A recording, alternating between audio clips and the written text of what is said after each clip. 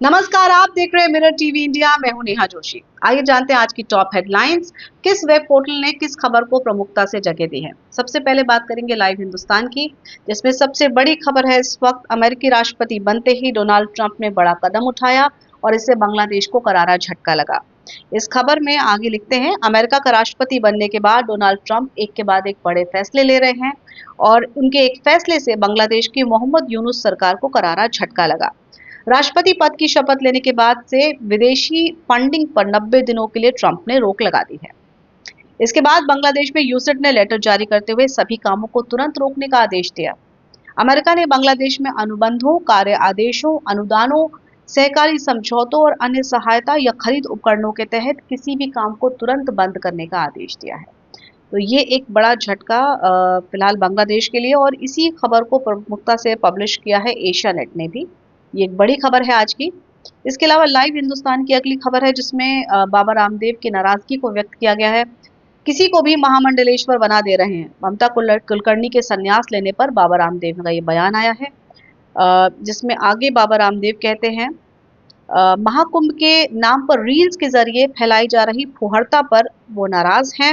उन्होंने कहा कि ये ठीक नहीं है। साथ ही उन्होंने कहा कि एक दिन में कोई व्यक्ति संत नहीं बनता, इसके लिए लंबी साधना की जरूरत होती है। साथ ही उन्होंने अभिनेत्री रही ममता कुलकर्णी के महामंडलेश्वर बनाए जाने पर अपनी प्रतिक्रिया दी। जाहिर है अपनी नाराजगी उन्होंने जाहिर की है। अगली खबर ये भी लाइव हिंदुस्तान से, कनाडा में ट्रूडो की पार्टी नहीं चाहती भारतवंशी पीएम, चंद्र आर्या को रेस से बाहर निकालने की तैयारी चल रही है।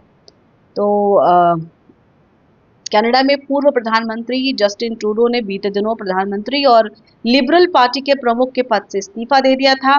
इसके साथ ही देश में अगला पीएम चुनने की प्रक्रिया तेज हो गई। इसके लिए कई भारतवंशियों ने दावेदारी पेश की और उसमें सबसे बड़ा नाम जो आगे चल रहा था वो है सांसद चंद्र आर्या का। हालांकि अब ऐसी खबरें आ रही हैं कि चंद्र आर्या को इस लीडरशिप की रेस से बाहर का रास्ता दिखाने की तैयारी चल रही है। लिबरल पार्टी की जाने माने नेता चंद्र आर्या ने खुद इस बात की जानकारी दी और साथ ही उन्होंने चुनाव की निष्पक्षता को लेकर के भी सवाल उठाए हैं।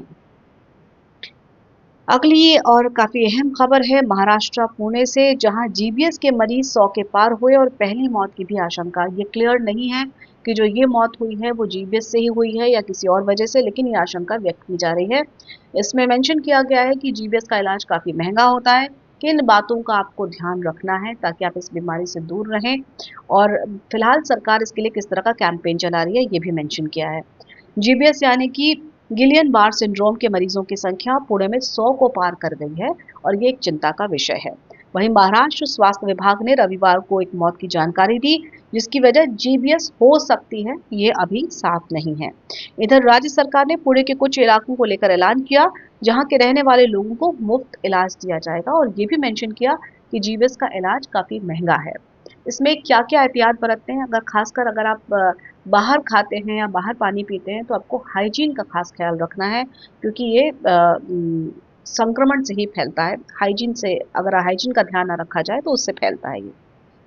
आगे इस कड़ी में बढ़ेंगे और आज तक की एक अहम खबर है, इसी खबर को दैनिक भास्कर ने भी छापा है कि आज आम आदमी पार्टी अपना मैनिफेस्टो जारी करेगी दिल्ली विधानसभा चुनाव को लेकर के, और दोपहर 12 बजे ये मैनिफेस्टो जारी करेगी।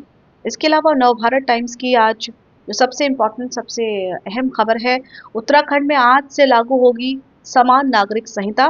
यूसीसी लागू करने वाला देश का पहला राज्य बनेगा उत्तराखंड। तो उत्तराखंड के मुख्यमंत्री पुष्कर सिंह धामी ने घोषणा की कि राज्य में सोमवार को समान नागरिक संहिता यूसीसी लागू होगी। उत्तराखंड इस तरह से भारत का पहला राज्य बनेगा जहां ये कानून प्रभावी होगा। यूसीसी विवाह, तलाक, उत्तराधिकार और लिव इन रिलेशनशिप को रेगुलेट करेगा।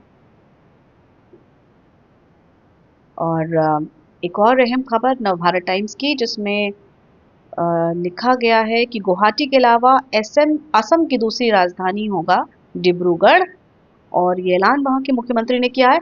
असम के मुख्यमंत्री हेमंत बिस्वा शर्मा ने डिब्रूगढ़ को असम की दूसरी राजधानी बनाने की घोषणा की है। ये कदम प्रशासनिक कार्यों को समान रूप से वितरित करने और कनेक्टिविटी बनाए रखने के लिए लिया गया है। इसमें सुधार होगा कनेक्टिविटी में। महाराष्ट्र, जम्मू कश्मीर, हिमाचल प्रदेश में इसी तर्ज पर राजधानियां बनाई गई हैं।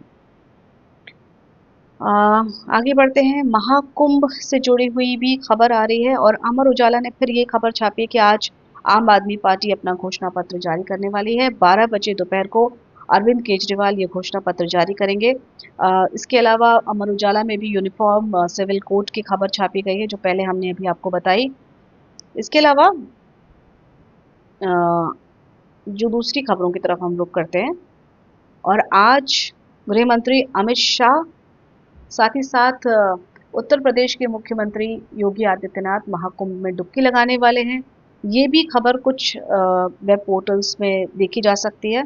वेदर अपडेट दैनिक जागरण ने छापा है, जिसमें बताया है कि कैसा रहने वाला है मौसम, और ये भी मेंशन किया कि ये जो गणतंत्र दिवस था यानी 26 जनवरी, कल का दिन 8 सालों में सबसे गर्म दिन था। आगे इसमें लिखा गया है कि राजधानी दिल्ली में बीते 8 वर्षों में गणतंत्र दिवस सबसे गर्म रहा।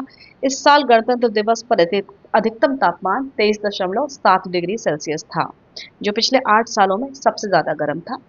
ये भी बताया गया कि आने वाले कुछ वक्त में यानी एक आध हफ्ते में मौसम में थोड़ा सुधार होगा, लेकिन फिर से तापमान बढ़ सकता है।